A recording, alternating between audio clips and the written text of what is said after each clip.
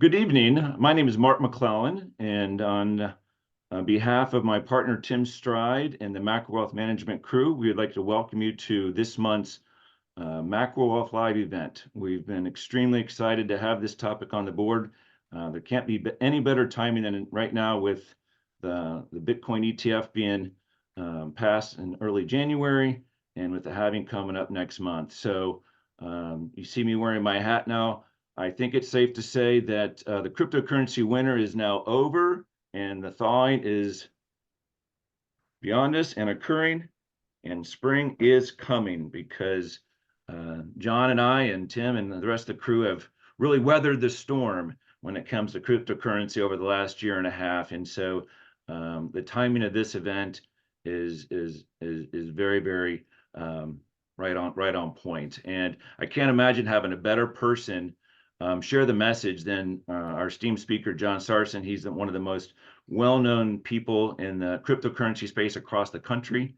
And we've been working with him for years in this particular space. We are one of the few firms in the country actually that includes cryptocurrency as part of our narrative. So I'm going to pass the mic on to him, but I do a little housekeeping here beforehand. Before we shoot to the moon with Elon Musk and his Dogecoin, we do have to say a disclaimer. This is not financial advice. If any of the information that you hear on this particular webinar, if it's of interest, please reach out to your own advisor, or you can contact us. Of course, if you're one of our clients, you're very well versed with this, but we have to make this disclaimer. We're going to talk about a multitude of topics here. We may not get to all of them, but John has put together a slide deck that's really going to cover pretty much the state of the union in crypto today, and I know you're just going to really enjoy that. As I mentioned, John Sarson, he's the CEO of Sarson Funds.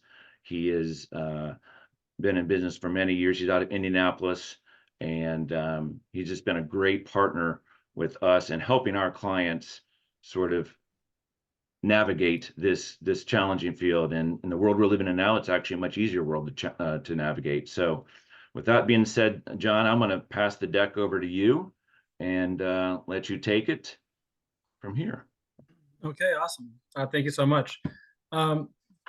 Mart, before we dive into this, can you help me try to remember when were we at in Chicago at booth talking about cryptocurrencies last? Because that was the last time I addressed a lot of people in this room on the topic, and I want to be able to not do a victory lap, just talk about some of the old prices and so we can just kind of measure where they were and where they are now. Well, I will say there's been many clients we've had meetings with. They said, "Oh man, John nailed it." But that meeting was back in September. And okay.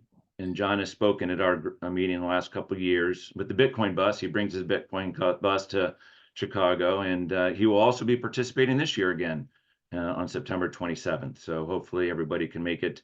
And same day as last year, I remember. I think, right? Yeah. So yeah.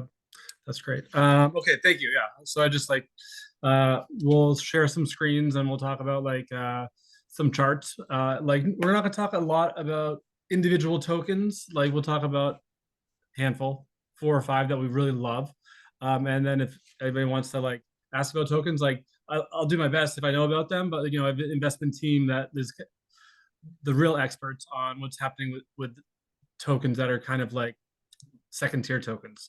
I know exactly what's going on with all of our top holdings, but if it's a coin that we don't hold, I might have to get back to you. But I'm happy to take those kind of questions, and if we can have kind of an open dialogue.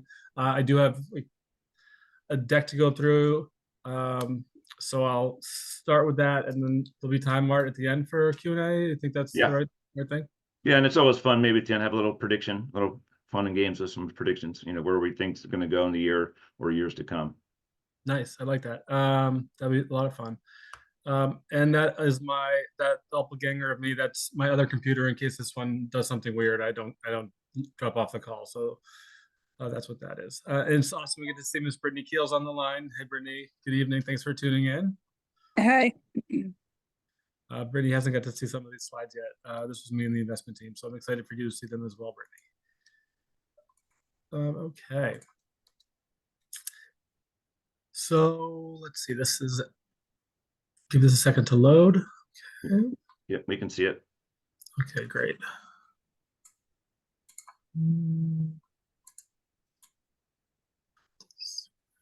Okay.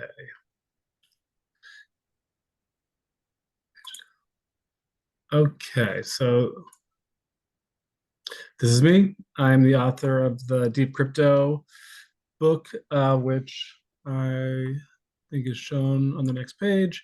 Also the CEO of Sarson Funds. I have a Wall Street background. I worked for a couple of investment firms, Lord Abbett, Dreyfus, and Guggenheim. I left Wall Street in 2015 because I had 3 kids and I was tired of living in a condo. Moved out to my wife's hometown of Carmel, Indiana, which is where I am now with Miss Brittany Keels, my COO. We started Sarson Funds originally as an RIA focused on trend following using ETFs, but then we started including Bitcoin in our portfolios, went down the rabbit hole in 2017 of the technology and how to custody it and how to understand it. And in that process, our eyes really opened to the fact that like this technology is going to kind of rewrite financial architectures. And what caught me so off guard was, or what I was so surprised about, was that I just spent the last 10 years in New York, in Greenwich, Connecticut, on Park Avenue, in boardrooms with people that were at the top of their game in finance, and none of them knew anything about this new technology. So we started an RIA designed to help other RIAs kind of see the opportunity and like figure out productive ways to capture the opportunity. That's how Mart and I started working together. And I will say that Mart's not wrong when he says he's one of the few RIAs that includes crypto in their clients' allocations. Most like to just do whatever's the easiest, and they're not worried about driving alpha, in something that might be a smaller part of the portfolio. And I think that it's a testament to Mart and to Tim that they like go through the effort to make sure that they're doing like all of the work necessary to find the alpha in the market, and that's exactly what they've been doing since about 1 year now. We've been seeing crypto prices rising for 1 year, and I know you've been doing it since long before crypto, even actually, probably your entire career, Mart and Tim. But it's not offered everywhere, and definitely not at the caliber that Mart and Tim have committed to the space. And it's a good investment because the space is getting bigger and more pervasive, and it's taking over a lot. Here's the book. This is the high point of my career, I think, so far, is when I got to go speak in Davos a year and a half ago. In the Davos delayed by COVID, I got to speak about like the cryptocurrency regulation that we saw coming and how it was going to impact crypto. And I think like that was a tipping point for me. I got a lot of respect from industry peers at that point, and been doing more speaking events ever since, which is great. We get a chance to talk our book, and we get to talk about projects that we like, and we get to help try to steer regulation. And so like I'm very blessed to be in this role, talking about an industry that I believe deep in the fiber of my being is a real positive for humanity.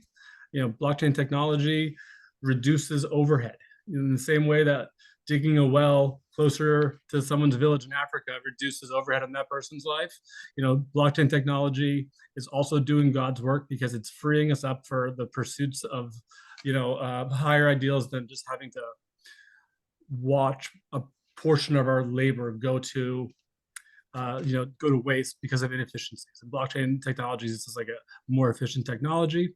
And there are some technologists that predict that the discovery of blockchain technology will eventually be more impactful than the advent of the internet, which I don't think I agree with, but people are really talking about this technology as having applications across every part of human interaction, which felt like a skeptical statement when they were saying it a few years ago. And people were saying everything is going to be tokenized, and that felt like a really kind of like a stupid thing to say. And increasingly, these guys are looking right.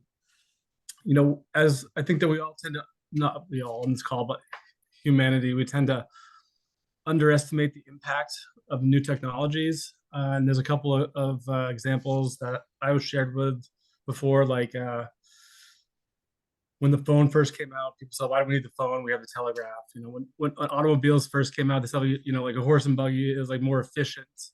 And then like when computers came out, it's, you know, why do I need to read the news on the computer? You know, I get a newspaper. And then like I remember thinking to myself, like,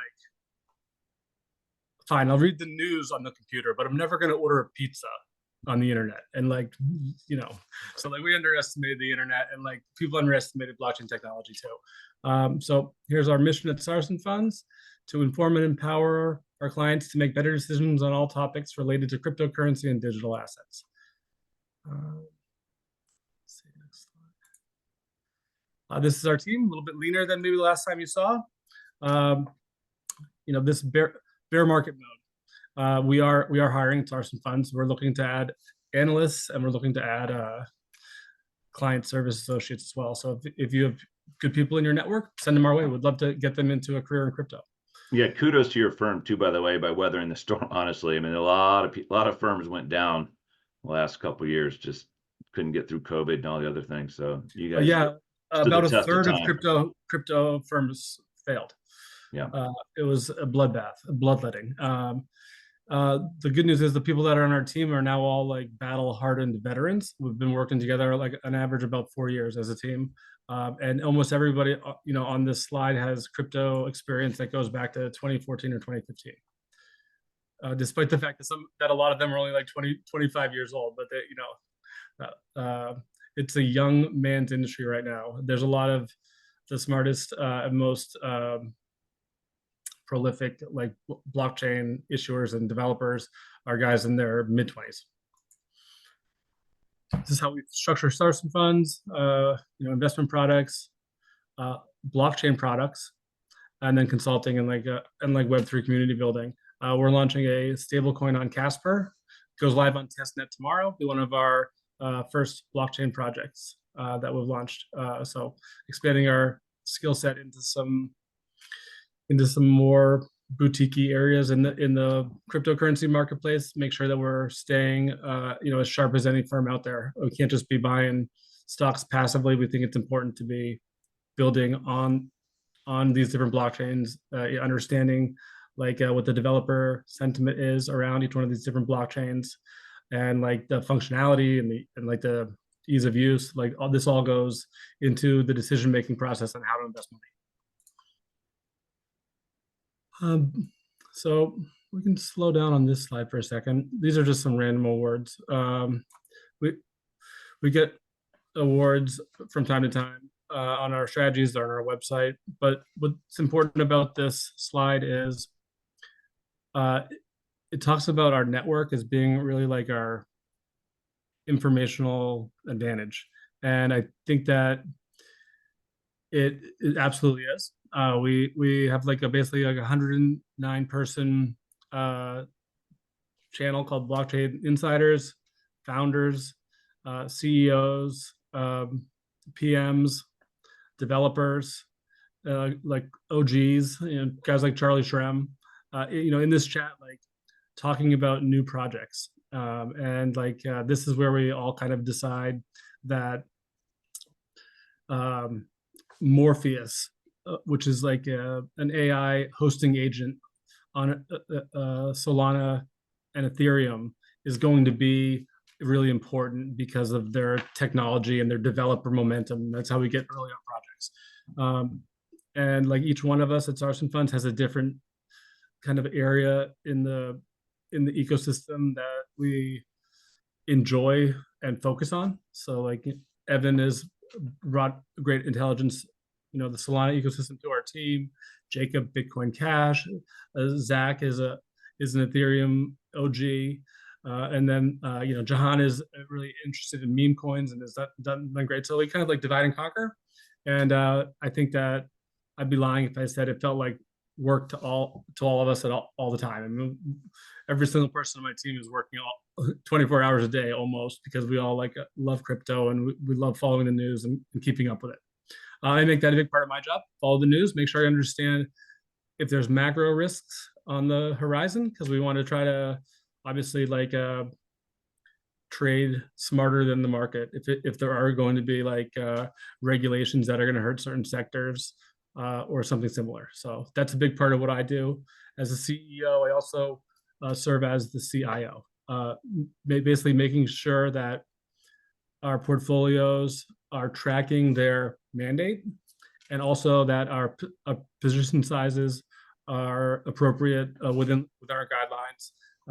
We'll talk about that a little bit more when we talk about some of the portfolios, but like those are the two.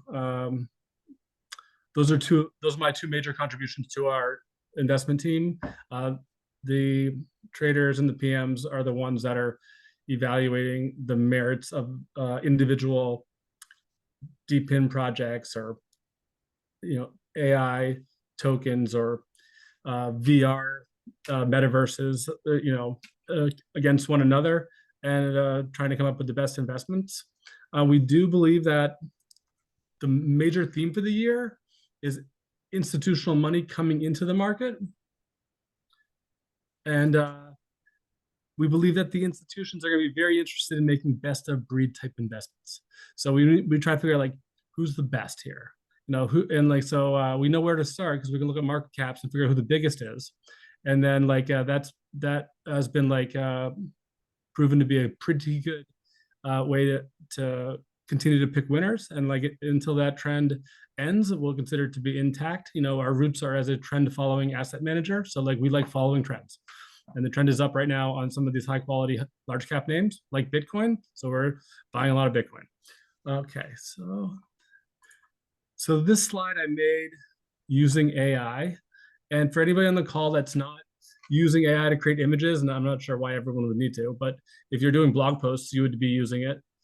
So I needed a transition slide. So I said to Stable Diffusion, I wanted a board meeting of professionally dressed investors discussing cryptocurrencies, looking at charts and graphs. And it came out like this, the one on the left here. So, well, that's too drab. So then I pasted it back into the chat and said, give me a board meeting of professionally dressed investors discussing cryptocurrencies, looking at charts and graphs in an inviting boardroom. And it gave me this one.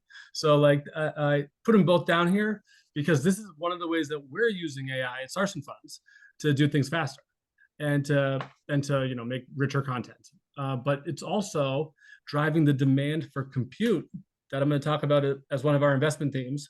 An AI generating this image took like 1 second.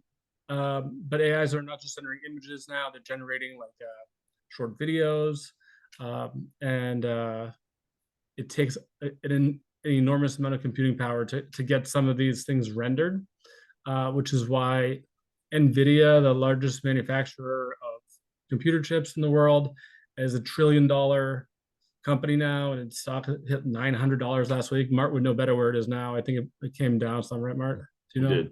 It did. Still rocking. So this is one of the ways we use AI, but we're going to talk more about AI in this presentation because this doesn't apply really to how it interacts with cryptocurrency nearly as much as some of the other things that AIs are going to be able to do using digital wallets.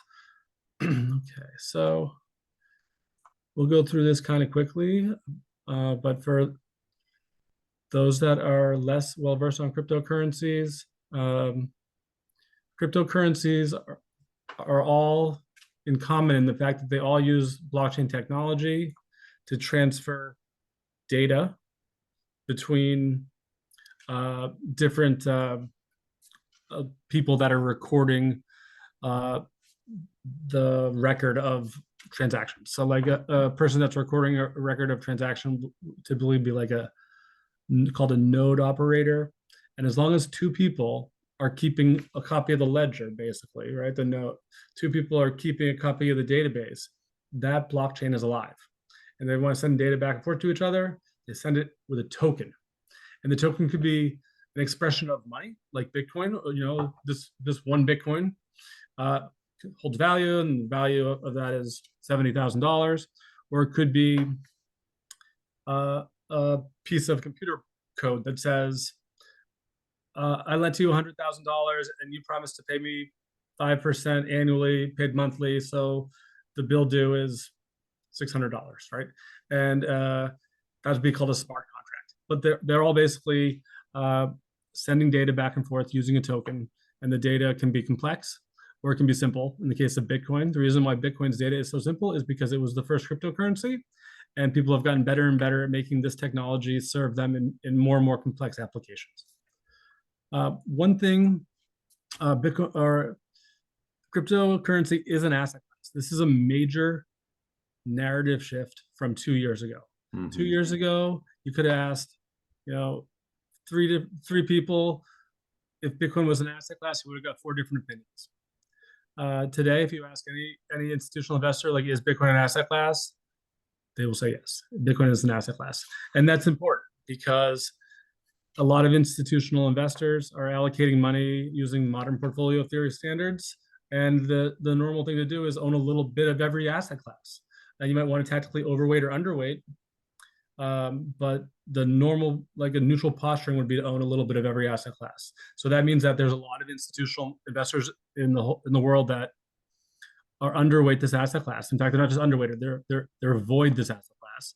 And the bigger you are, the less you want to be void of a certain area. Like, I think they like start to get more and more granular, and there's the index for this is at 1/2 of 1%, but we're going to go at 0.4% because we're just fine tuning our portfolio that specifically because we're such a huge sovereign wealth fund that's how we manage our money because we're portfolio scientists. So they're not all going to choose zero. So a lot of them have to start adding to their Bitcoin positions and their cryptocurrency positions because they're basically underweight in asset class, and that's not where they want to stay long term.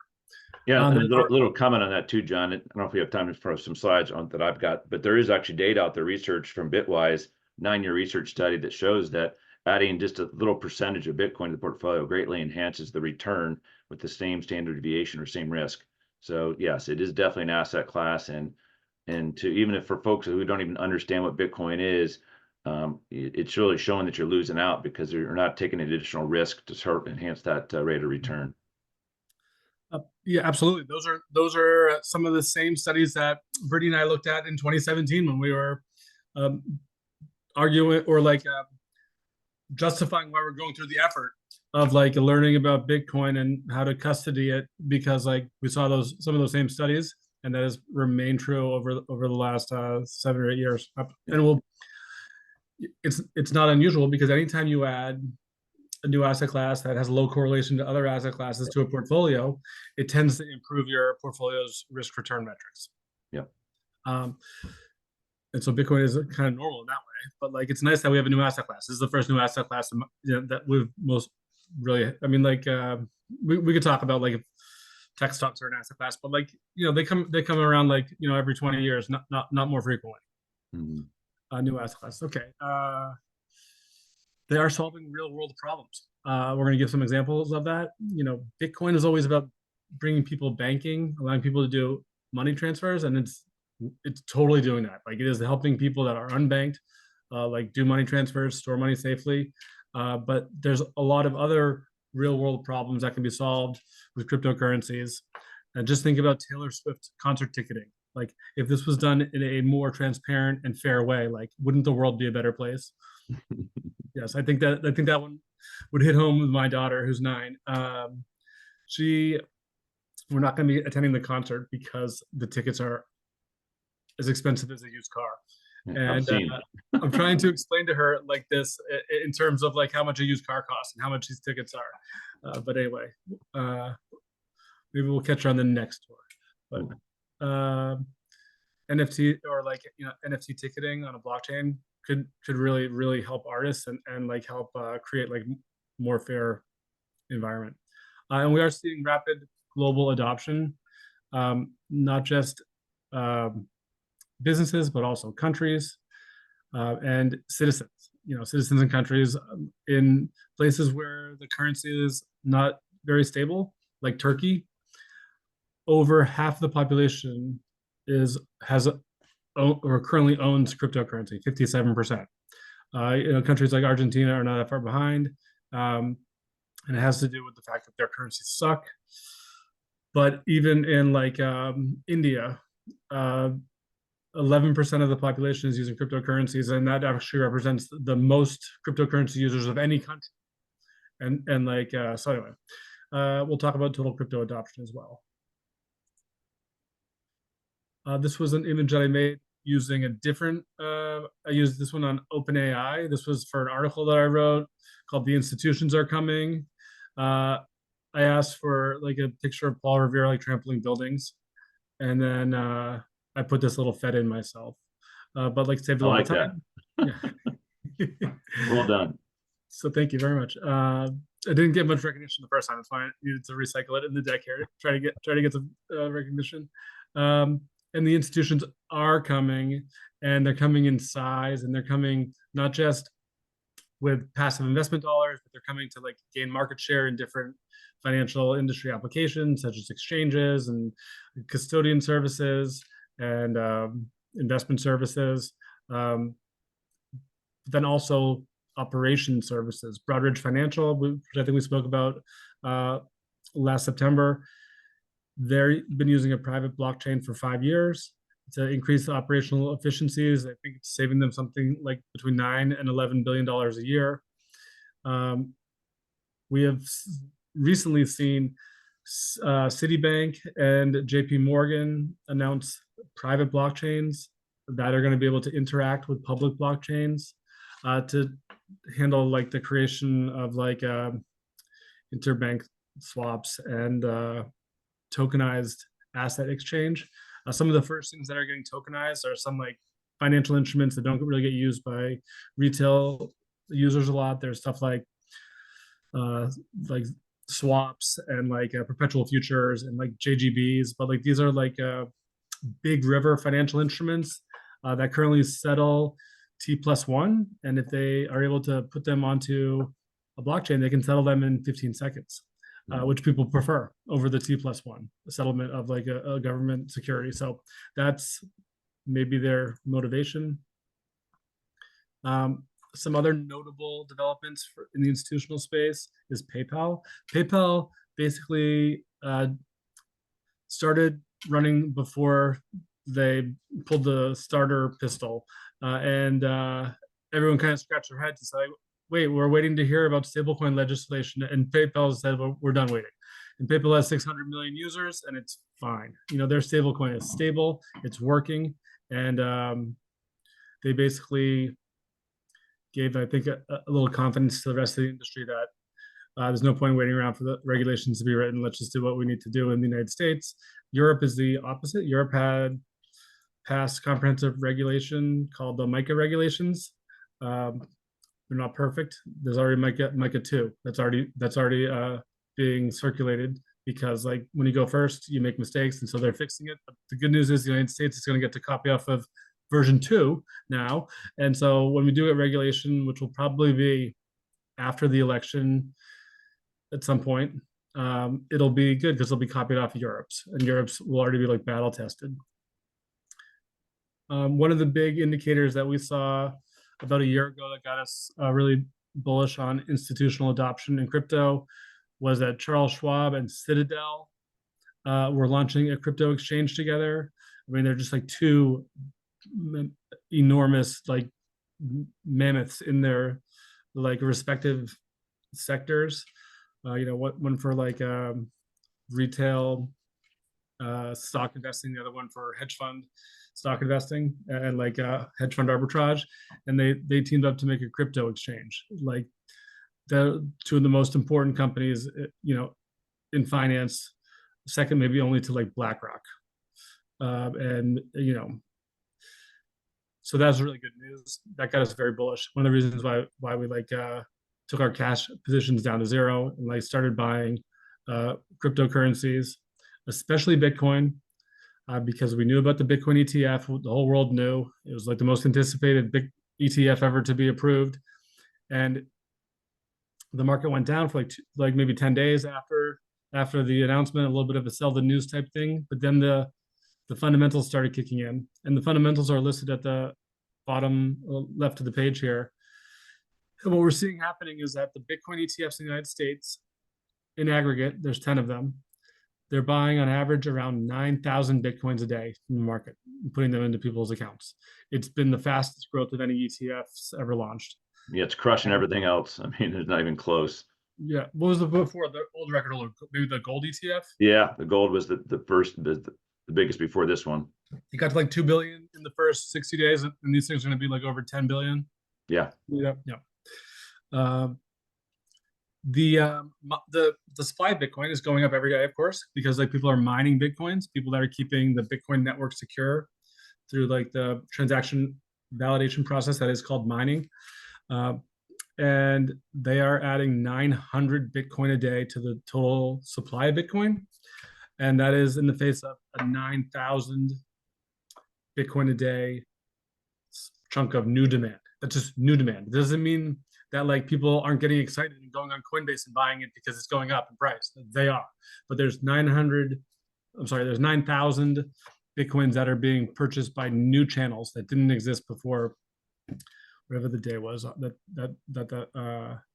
went live. Like January 11th, I think.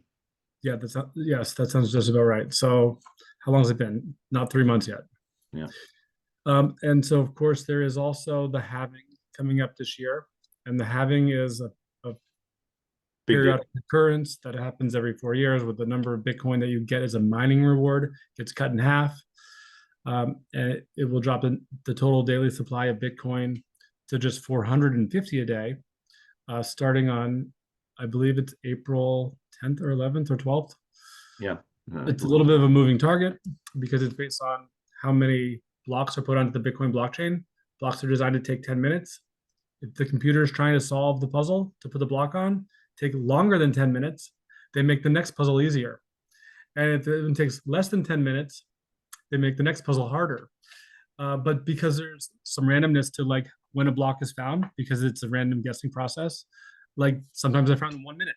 And so then the next one will be harder. And if like we get a string of blocks that are found somewhat quickly, then the algorithm gets very hard. Then all of a sudden the blocks could slow down and they might take 11 minutes each on average. And then next thing you know, we get the day wrong. So that's why no one will commit to the day on the halving. It's like the 11th, 10th or 11th, I think. Okay, let's see. That's just a big deal from us. Just a simply economics of supply and demand, right?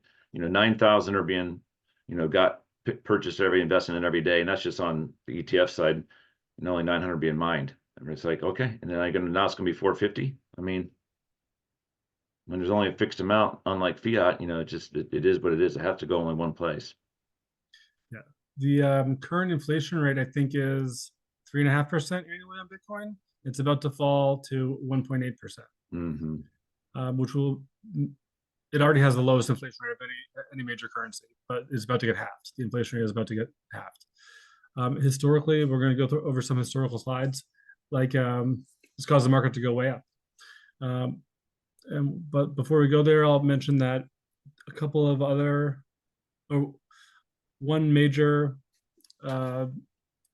transaction that we saw was SocGen launching their European-backed stablecoin last year.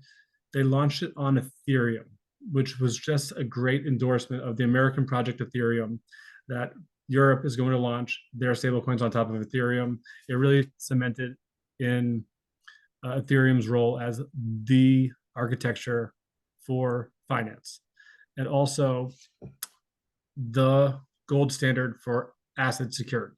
So as we go forward, we believe that if something's valuable or if something is regulated, it's going to be on Ethereum. But if something is, I shouldn't say just valuable. If something is exceptionally valuable and regulated, it's going to be on Ethereum. If something is just valuable, like say like an in-game item that like costs $100, it's not going to be on Ethereum. It's going to be on Solana. So we'll talk more about that and how that kind of like division of like the addressable market is kind of being divided between some layer one blockchains. This is the chart that I was saying is a great one to look at for performance historical patterns. Bitcoin's in the blue, and you can see Bitcoin's historical pattern is to be the best performing asset in the world for 3 years. followed by being the worst performing asset in the world for 1 year. It's done this basically 3 times so far. This will be entering like the fourth cycle that since Bitcoin's kind of become widely enough traded to be considered, you know, statistically significant, I would say. So what I take away from this chart is that the second year of an expansion is typically like the safest year as an investor because it's never had just one up here in a row. So I think this is a great time to put new capital to work, and I'm telling people every day to put capital to work. And I'm personally buying cryptocurrencies as soon as I get money comes to me from a different asset or a sale of something. It's going into crypto. This year is a great year to get more money put to work. Next year may well still be a good year. It depends really on like how much we go up this year. If we go up 500% this year, like next year is not going to be nearly as good. If we go up 50% this year, next year could be a year where we go up 500%. Like Bitcoin tends to have these cycles where its performance grows exponentially from the old high. So it's not crazy to think that Bitcoin could go 10x its old high. Its old high was 69,000. That would be 690,000. Like that would not be inconsistent with Bitcoin's price patterns. It would be, astronomical, and I'm not calling for that number, but it wouldn't be inconsistent with Bitcoin's trading history. Yeah, I love that slide, John. I mean, it's just a remarkable pattern, right? It's like clockwork almost. 3 up, 1 down, 3 up, 1 down, like since inception of the of Bitcoin itself. It's just really incredible. Yeah, there's the halving that happens every 4 years. Yep. It is also a 4-year pattern, so very easy to blame, give all the attribution to the halving. But also our presidential election cycle is also a 4-year pattern, so there could be some causality associated with that. So people will say as the halving gets closer and closer that it's the most important thing. It's one of the contributors to the pattern. That's what we believe, but we don't think it's the only one. We think that what's going to happen with the presidential election was very significant 3 years ago. It's going to be very significant this November. Just playing in, and also the business cycle, and just how COVID, when COVID hit, some of these things could have been a little bit more random. But anyway, this is what we sent out in our client note this last month, talking about technology adoption. As new technologies are adopted, they tend to follow an S curve where they kind of hit a tipping point around a 10% penetration into a population, and then they grow exponentially until they kind of a roll over and slow down their growth, as some people are never gonna do it no matter what. And lots of technologies follow this S curve, and so we want to try to figure out where are we in our total penetration or total adoption, so we can figure out where we are on the S curve. And we got this report from crypto.com that 580 million people worldwide own cryptocurrency. Okay. So what's the total number of people we expect to own cryptocurrency when the market's fully penetrated by cryptocurrency? And since we believe that every transaction that you're going to do on your phone, you will do it from a digital wallet, and you'll be trading value,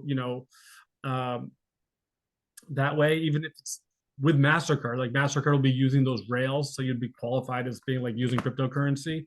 And there's 5.5 billion smartphones, so that puts us just about 10% of the way into this move.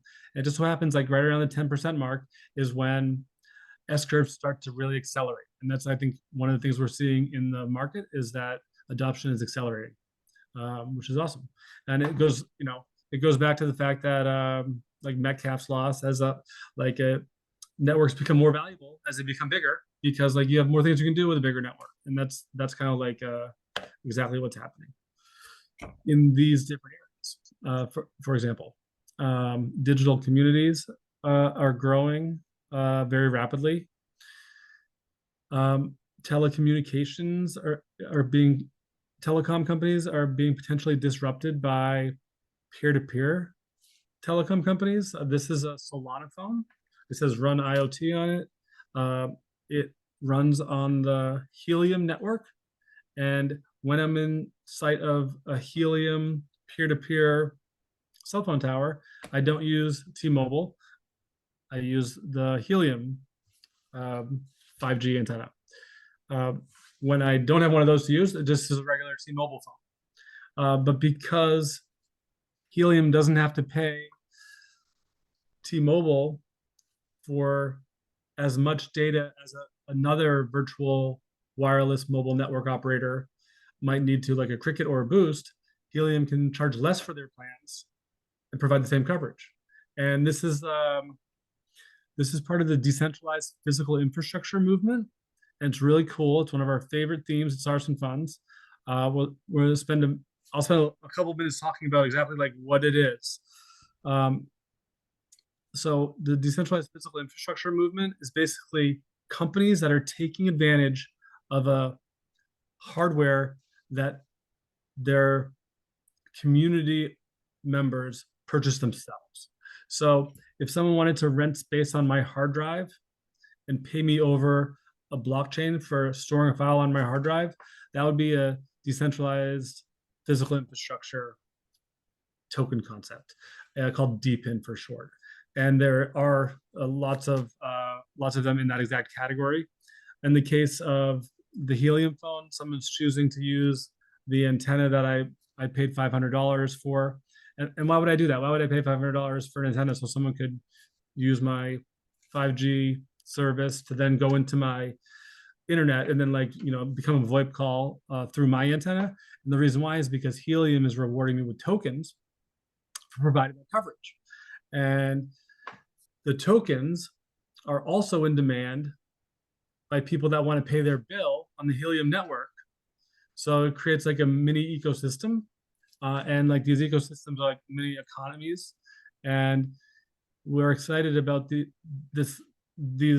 We're not the only ones. So these names have been doing wonderfully. Oh yeah, I get to share one of my screens now. Okay, let's see here. New share. So we spoke about Helium, how much we liked it back on September 27th. Oh yeah. Is this coming up? Can you see this? Yeah, it's there. Okay, so let's see, September 27th in Chicago, $1.42 to $6. So not bad. It was like even better back here when it was at 10. We did not sell. We're holding it. We think this has got a lot more to go. This token traded at $54 in 2021 during a bull market when it got a big investment from a big VC firm called A16Z. That was $100 million or so investment in the company to build out their 5G network.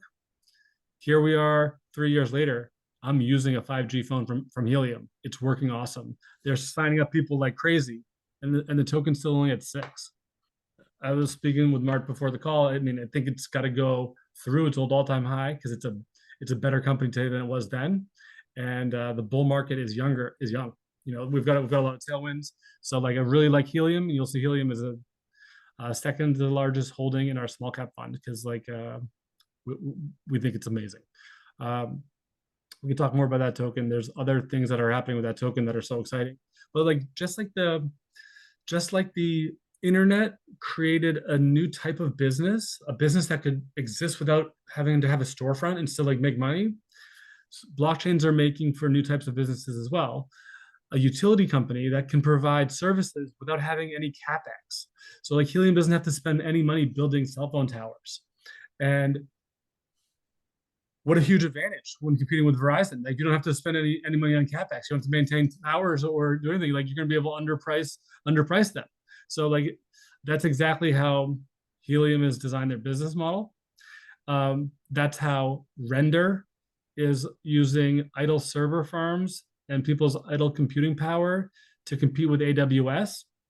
It's how Filecoin is using people's hard drive space to undercut competitors because it gets to pay their community in tokens because their tokens are ultimately the currency that people want to have to buy the storage in. It's the currency that people get paid for providing the storage in, and they can have deflationary aspects, but none of them are pegged to the dollar or the euro. which is one thing people like about them. You may have heard Martin and I talk about hive mapping. It's another one of these DPIN projects. The hive mapper, there's got a little bee on it. I might even have, I don't have one here. It is a dash cam, and it takes pictures of the road and uploads them to the cloud. And there are big data buyers like Uber or Lyft that spend tens of millions of dollars a year buying map data from Google Maps, and Google spent 16 years and countless millions of dollars mapping all the streets in the United States, so their map data will be valuable and sellable. The community at Honey is mapping 80 times faster than Google mapped. And not only are they going to have map data that they can then sell for cheaper than Google Maps, but the map data that they're able to sell might have just been updated a week ago, or might be getting updated almost every day. So their map data is constantly going to be better than Google. It has to wait like 4 years on average for their streets to get updated. Like the community is growing very, very quickly. They pay their community in this Honey token. And let's pull a chart. Let's see here. New share. I'm still on the screen. Okay, good. Am I still on the mountain chart? Okay. You're on the chart. Yeah. There's Hive Mapper. Yeah, it's actually pulled back a little bit, but let's go back to September.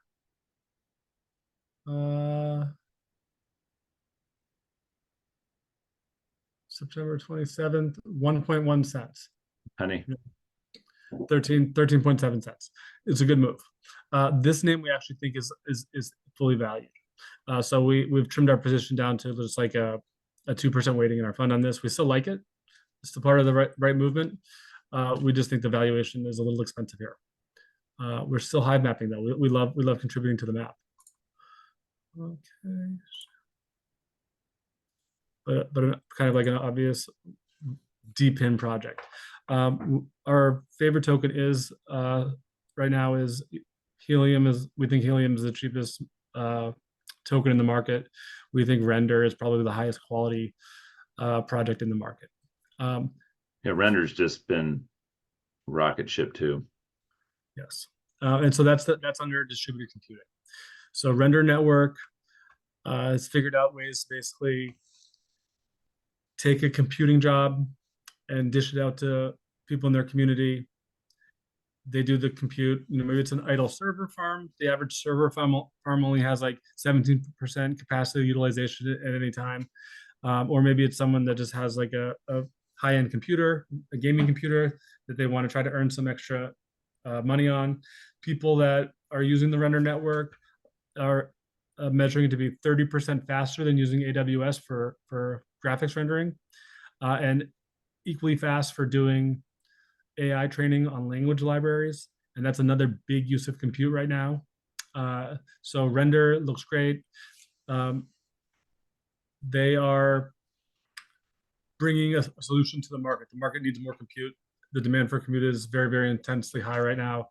That's why NVIDIA is like doing so well. But Render is pioneering this process for having like a decentralized AWS. Big tech loses every time in all these future scenarios. And that's exactly what people are so excited about, because it's about disintermediating a big technology company. Like a great example of that is Uber, who we just mentioned. Like Uber is software that serves as a trust mechanism to connect a driver and a rider. Teleport is a blockchain that's designed to be the trust mechanism that connects a driver to a rider. And you can have the same type of like trust scores, or different, but like the same ultimate objectives can be handled at the protocol level instead of at the software level. So the last 20 years were about aggregating value to software companies like Uber. The next 20 years are going to be about allocating that or aggregating value to protocols like Teleport. So Teleport's a product that we're watching. And like Uber takes a big piece of the transaction, right? Like 40%. So a Teleport or a decentralized Uber can disintermediate Uber and leave that value in the transaction for those parties to kind of share and like create a more economically attractive option for them both. Stablecoins, we'll talk about on the next slide. Stablecoins are growing exceptionally fast. It is so easy to pay for things with a stablecoin, especially on Solana. Protecting privacy. Mart and I both, I believe, are believers and users of the Orion messaging app. It's a quantum secure, decentralized social media app. Built by a portfolio holding at Sarson Funds called Crown Sterling. It's about taking our data back from big tech, and it's about being quantum secure. It's run by a friend of ours, Robert Grant. Fabulous company. It's going to have its moment, but its beta test for its quantum secure messaging app is pretty great. I'm on it. It's pretty damn good. So like that's a portfolio company that's doing very well. And the great news about that is that it's about securing your data, so that way big tech can't scrape you. You know, they can't be. You know, right now, my Alexa is listening to this. And like they're recording every word, they're translating it, and they're marketing to me based on it. And it's probably not my only device. Probably most of my devices are listening to me and doing something similar. And if you think that's not happening, then I would still just be exceptionally careful about like sharing private information. Someone said a password out loud at Sarson Funds the other day, and I made our investment team stop it. We had to go reset that password because devices are listening to us. Big tech is taking advantage, taking liberties. And it's not just TikTok, but it is TikTok too, of course. Yeah, so and on that point too, it's like one of those things, anything that's free, any messenger app like WhatsApp, Telegram, all of them, you know, if it's free or Gmail, all these things, you're the product. And so they are scraping your data and using it, and they're just making tons of money on the data. So I think it's very important to protect that in the future. Absolutely, it's going to be paramount importance.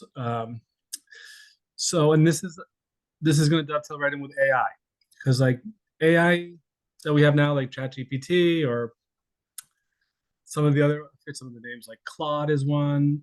What's Google's one? They just Gemini. Gemini, I think that's correct. Mm-hmm. They're all kind of like bland, right? The reason they're bland is because they're not trained on what matters to us. So customized AIs are the future. We're gonna want to train them on like, what bills do I get every month? What places do I have to go? What appointments do I have to make it to? How do I get there? You know, like who do I talk to? What's my, you know, all of your social media you'll feed into your AI so it can understand you and help you better. You'll also want it to be able to make financial transactions for you, because those are some of the most annoying things we have to do, right? Like pay this bill, pay that bill. So once it starts having access to value, cryptocurrency is really a natural choice. That's where they're going to be able to do like transactions that are fast and automated. But then also we're going to want to make sure it's really secure, because now it knows everything about us, has all of our passwords. Like, where are we going to put it? And the answer is we're going to put it into a digital wallet behind a seed phrase, because that's the most secure way to store data that we've devised yet as humans. So that's where it's going to go. And it could even go into like a quantum secure digital wallet at some point in the future. That's not what the first iteration of the technology is looking like. But like we are investing in blockchains that are designed to host AI agents, because we think that every one of us is going to have our own AI agent, because that's how this technology is going to work. That, you know, and we're going to want it to be exceptionally secure, but also perfectly auditable. And that's where blockchain comes into play in policing AI, because like when it's all done on a blockchain, you can go back and see like exactly what it was trained on, you know, why did it do this, and like you can start to make AI not like embarrass you like the way that Google's AI embarrassed them with the founding fathers. I don't have that slide in here, but if you guys haven't heard that, if you haven't heard that story, Google's AI created a picture of the founding fathers, and they were all minorities, like Asian and African American people. Like, but like even a fifth grader knows that that wasn't what the founding fathers looked like in this country. So blockchain will allow that to be like audited, be like, why did this happen, and how can we fix it? Same thing with deep fakes. So blockchains bring kind of like accountability to AIs, and they bring them, and like they also bring security. Okay. Some crypto projects, one that we have in our ESG portfolio that's doing exceptionally well is called Arweave. Arweave is a permanent data storage solution. Do I have a slide on that? It might coming up. That like it allows people to make sure that certain things are immortalized.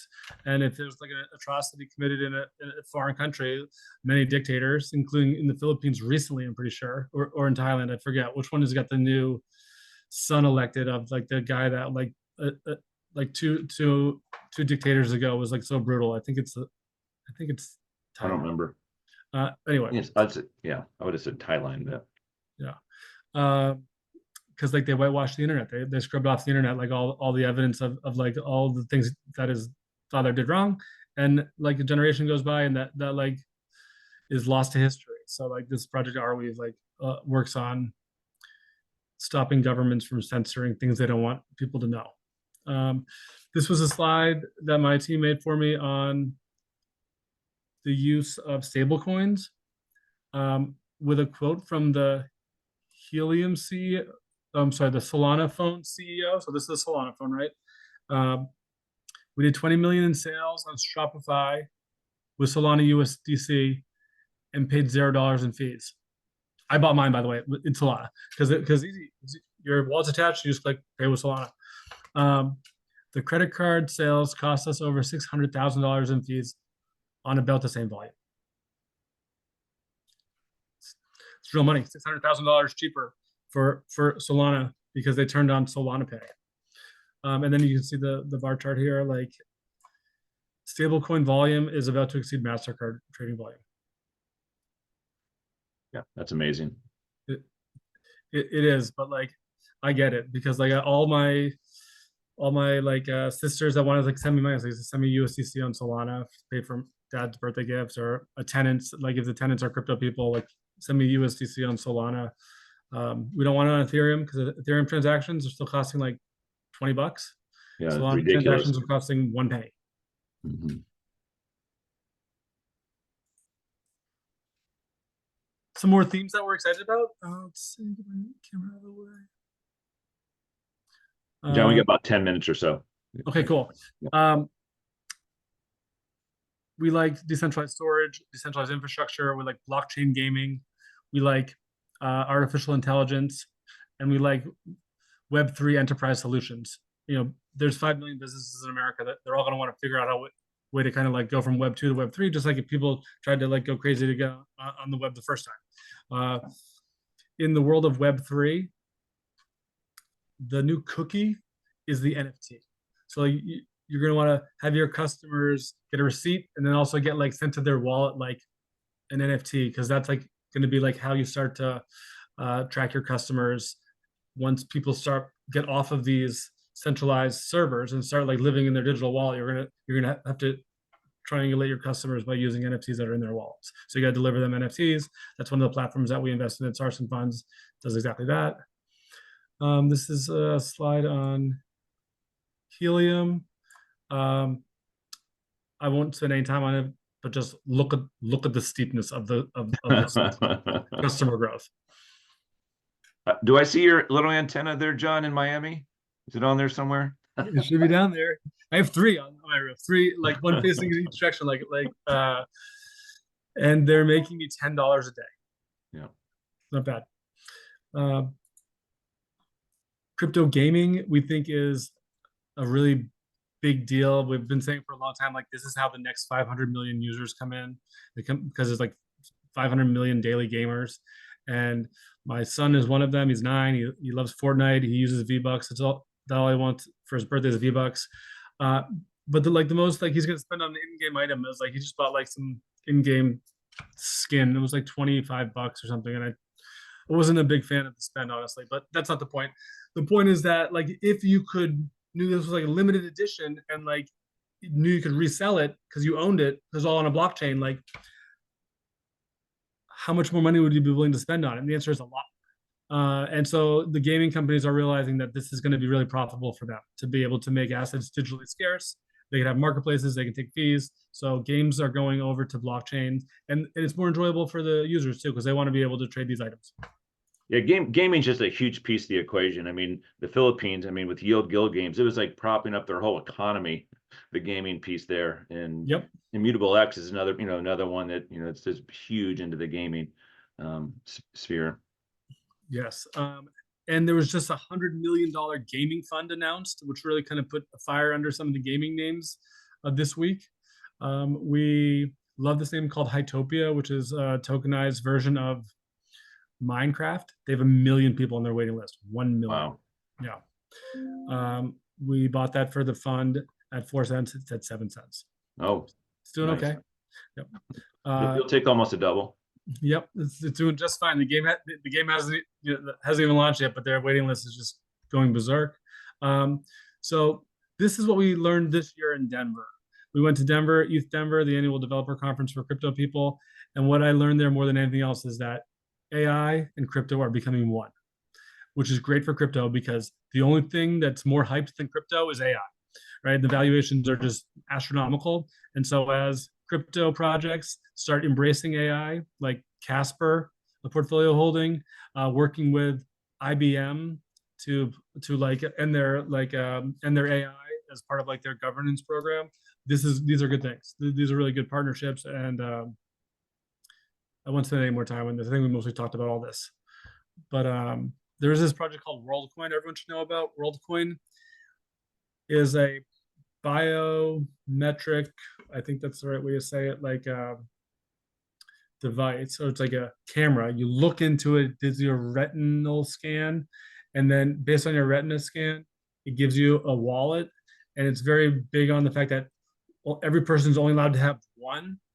And they're doing this so they can set up like universal basic income potentially, or like tax accounts. And you wouldn't have to worry about people having 2 accounts or like not having their personal account. So it's a big piece of hardware that develops a really secure wallet, delivers a really secure wallet. And it's a project that was founded and is run by Sam Altman, the guy that invented OpenAI. I don't know if it's run by him, but it's his project. Yeah. It's like, because I think that he believes that AI is going to need a really secure, it's definitely verifiable warehouse to live in. So like WorldCoin is trading at an exceptionally high valuation. We traded it, but we've recently sold it at like $9 because it has a market cap that's like $100 billion right now, fully diluted. So it looks very expensive, but like just a really important project to be aware of.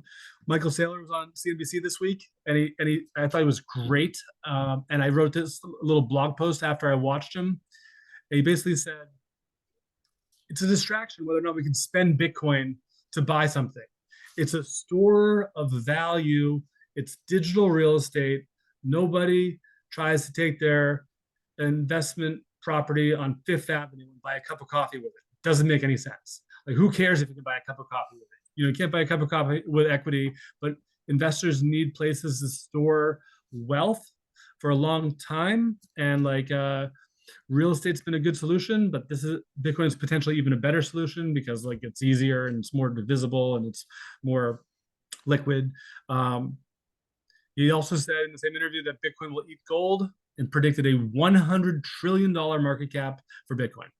Bitcoin's current market cap is 1.5 trillion. So let's call it 2 trillion. So he thinks 50x from here for Bitcoin. So what is that, like $6 million? Yeah. Like that? Is that right? Yeah. And then like after I wrote my article, Drake, the rapper, posted the same exact content. So me and Drake are just locked in. I love that. And he has 146 million Instagram followers. He talked about Michael Saylor's prediction about eating gold, and you can't buy coffee with real estate. Totally zoned in. Biden's budget's out. It's going to raise taxes for cryptocurrency people. It's going to make mining more expensive by 10% the first year, 20% the second year, and 30% the third year. Um, sucks to be a miner. We never really did like mining too much because we don't really like the capex. It doesn't make that much sense to me. There's going to be an implementation of a wash sale rule for cryptocurrencies. Too bad. That was a great tax loophole for a long time. This is going to be probably the last year we can do like sell something, buy it back, capture the tax loss without having to wait 30 days. Some other mark to market requirements. If you're like a corporation, I think it's more relevant, and increasing reporting requirements and increasing oversight. All this stuff to be expected. They're going to raise $42 billion over 10 years. That's based on, I think, like them predicting that Bitcoin's going to go like, I forget what the number is, but like the government's predicting that Bitcoin's going to keep rising. Is where these numbers come from. This is what we do at Sarson Funds. We offer these portfolios. We think we reduce people's risks by diversifying them and by using like our investment team to avoid frauds. And we try to make your life easy by delivering a K1 at the end of the year.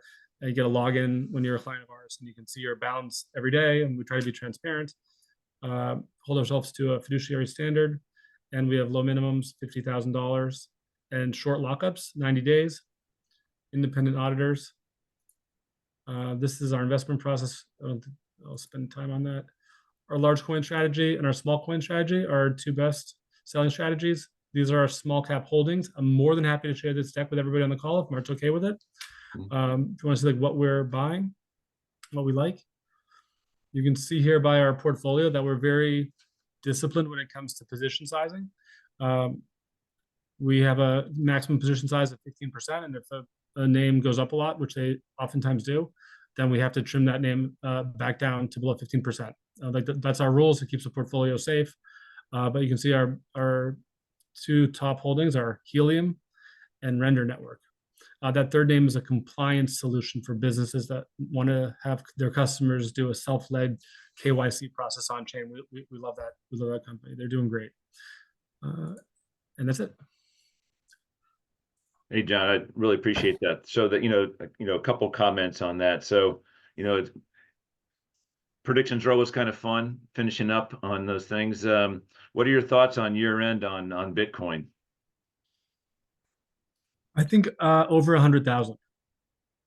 That's where I'm at too. I'm thinking 100 to 125 by year end, sort of my thought process on that. And so we'll see, right? But then of course the alts will follow along, right? They all tend to drag along with the ride with Bitcoin. So they do. When Bitcoin's going up, it doesn't directly help small cap crypto projects, but what it does is it turns the risk appetite on full blast for all the VCs that fund these small projects. So it's like impossible to run out of money when Bitcoin's going up because VCs will just keep on giving you more money. And so the small cap names tend to do really well in that liquid environment, even though they're not Bitcoin, but they tend to benefit. Yeah, and couple of comments on John's firm as well is that the nice thing about what he does is he does make it very turnkey, and so there's a lot of nuances. Prior to the Bitcoin ETF, there was a lot of having to manage your passwords and key phrase and all these things, and people didn't want to have to deal with all those things. They knew the importance of investing in crypto. They just didn't want to deal with it. And so John's firm is one of those ones. It's just, okay, it's like opening up an investment account and you just send the money in and it's a fully diversified. You don't have to go out and buy 20, 30 cryptos. It's just done for you and they manage everything for you, which is great. Also too, one thing I want to mention too, I think you said you told me maybe a week or two ago about your crypto IRA, how that, you're sort of covering the fee for that, which I think is a big deal. Having crypto in an IRA is even a Roth IRA is very appealing from a tax standpoint on such a volatile asset. Absolutely. If it's going to go up a lot, there's going to be a big tax bill. So if you are able to defer that, like that's what we want. Yeah. So if there's any questions, we'd be more than happy to take some questions. One thing I want to just make a comment, and John talked about talking in Davos. I got to speak in Davos this year as well. and it was one of the highlights of my career too. And I think he would probably agree with this, is that it's not sort of what everybody thinks. Everybody thinks it's like the whole globalist agenda, but really outside their little sphere in Davos, it's all about capitalism and making things work, AI, crypto. I mean, there are people, movers and shakers, just trying to advance that technology, and it was really fascinating thing. But I just finished writing a book called Survive and Thrive, or a contributor, Joe Foster was he's the founder of Reebok, and he asked me to contribute a chapter. So I'm going to go pick one up on Amazon. That's great, because all the proceeds go to a school in Uganda, to the children of Uganda. So that's pretty exciting for us. And if there aren't any questions, let me just check the chat here.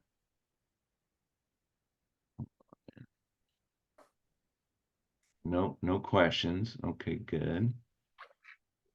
And if anybody wants, I wrote an article a while ago in Dental Economics on cryptocurrency and Bitcoin. If anybody wants me to send them an article on this, I'll be more than happy to forward on this article from Dental Economics. And if any of you guys need to contact us for any reason, or I want to get in touch with John, we'd be more than happy to forward on his contact information as well.